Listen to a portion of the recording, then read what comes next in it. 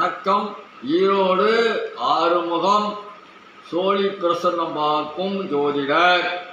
உங்களது யூடியூப் சேனலில் சில கருத்துக்களை கூற விரும்புகிறேன், நன்றாக கேளுங்கள். அதாவது சென்ற நாள் புரட்டாசி மாதம் 12 ராசிக்கும் உண்டான பலனை சொல்லியிருக்கிறேன். நீங்கள் அதை பார்த்து கொண்டு இருக்கிறீர்கள். பார்க்காதவர்களும் பாருங்கள். அந்த 12 ராசியும் இந்த புரட்டாசி மாதம் எப்படி இருக்குது என்று நன்றாக இருக்கிறதா இல்லையா என்பதை யூடியூப் பார்க்கும் வாசகர்கள் நன்றாக பார்த்து எனக்கு நீங்கள் தொடர்பு கொண்டு பேசலாம்.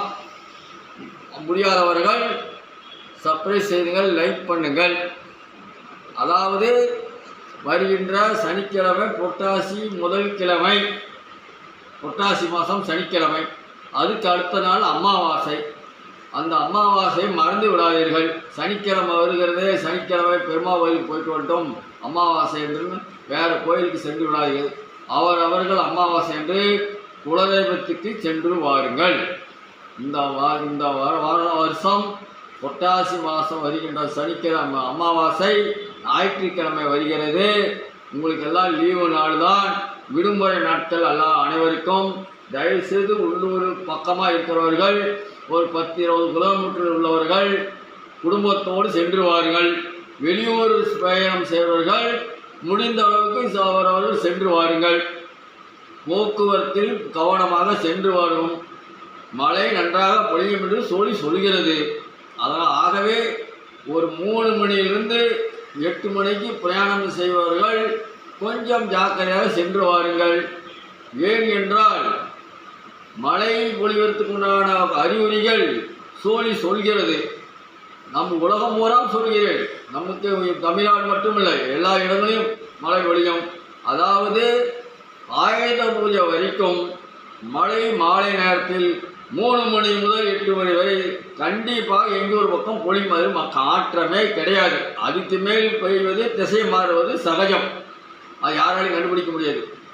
ஆகவே மழை பொழிவது கன்ஃபார்மாக உறுதியாக பெய்யும். ஆயுத பூஜை வரைக்கும் இந்த 3 மணிலிருந்து 8 மணிக்குள் மழை பொழிய தீரும். அது நன்றாக சொல்லிவிட்டது. அதுக்கு மேல் நடப்பது திசை மாறும். அதேபோல் நவம்பர், டிசம்பர், செப்டம்பர் முடிஞ்சுதா நடந்துக்கிட்டு இருக்கிறது. தேதி இன்னைக்கு 18. அக்டோபர் 2ஆம் தேதி ஆயுத பூஜை. ஆயுத பூஜை முடிந்து ஒரு 15 நாளைக்கு மழை சரியாக இருக்காது. ஆணித்தரமாக சொல்கிறேன், நன்றாக இருக்காது. எங்கோ ஒரு பக்கம் பொழியும், நன்றாக இப்பொழுது பெய்கிற மாதிரி பெய்யாது. அது முடிந்தவுடன் தீபாவளி சமயத்தில் அக்டோபர், செப்டம்பர், அக்டோபரில், நவம்பரில் மழை பெய்ய ஆரம்பிக்கும்.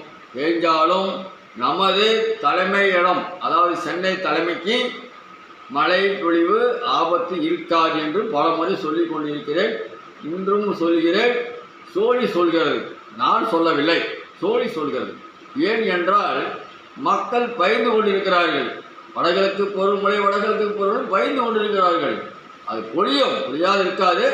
இந்த வருடம் சற்று எனக்கு மழை பெய்து கொண்டிருக்கிறதால் சற்று குறைவாக நீங்கள் என்ன கணக்கு போடுகிறீர்களோ அதில் சற்று குறைவாக பொழியும் என்று சொல்கிறது. அதேபோல் இந்த வருடம் அனைத்து ராசிக்காரர்களுக்கும் நல்லா இருக்குது என்று நான் சொல்லியிருக்கிறேன். சில ராசிக்காரர்கள் ஜாக்கிரதை இருக்குன்னு சொல்லியிருக்கிறேன். இந்த வருடம் 25க்குள் ஏழைகள் பணக்கார ஆவார்கள் என்று சொல்கிறது.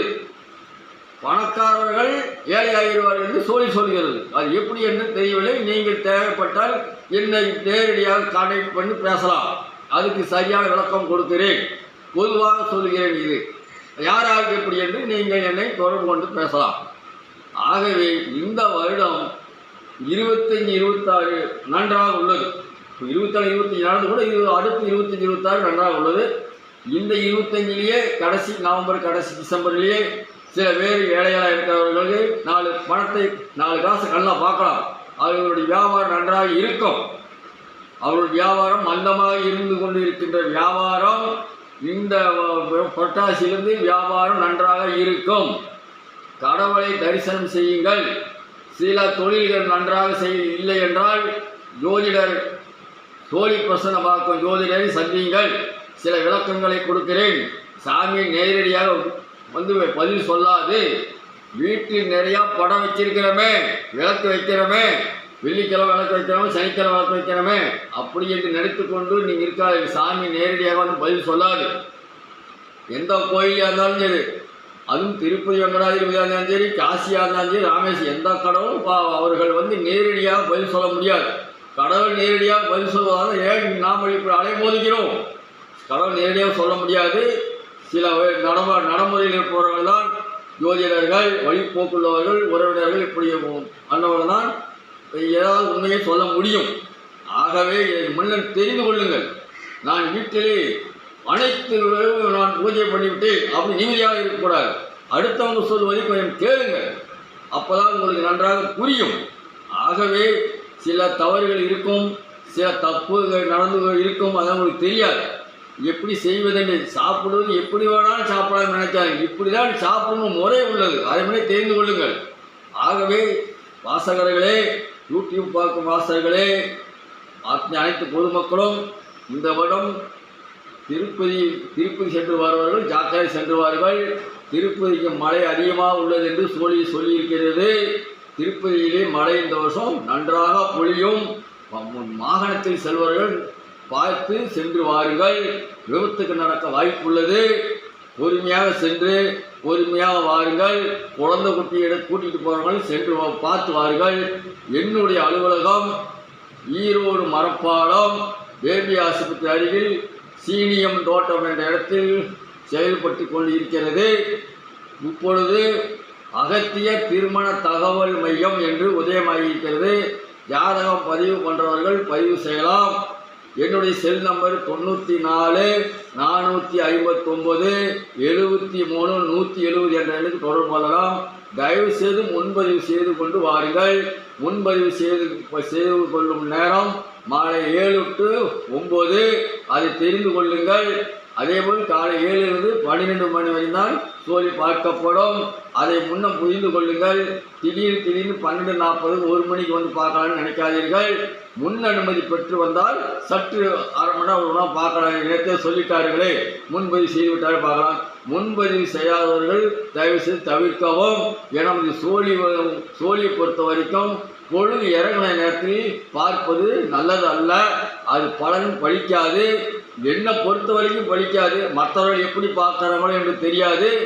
உங்களுக்கும் அது வந்து பார்த்தா போது நினைக்காதீர்கள். நீங்கள் நன்றாக இருக்கணும். நான் சொல்கிறவனும் நன்றாக இருக்கணும், கேட்குறவனும் நன்றாக இருக்க வேண்டும் என்றால் இந்த டைமை கடைப்பிடிங்கள். திடீர்னு 1 மணிக்கு வந்து கூப்பிடுவது, 2 மணிக்கு கூப்பிடுவது தயவு செய்து வேண்டாம். இதை மனதில் கொள்ளுங்கள் தயவு செய்து. ஆகவே இந்த புரட்டாசி மாதம் உங்களுக்கு நன்றாக உள்ளது. சோழி பார்க்கும் அன்பார்கள் நன்றாக சர்ப்ரைஸ் செய்யுங்கள். லைக் பண்ணுங்கள். வணக்கம். ஓம் நமச்சிவாயா.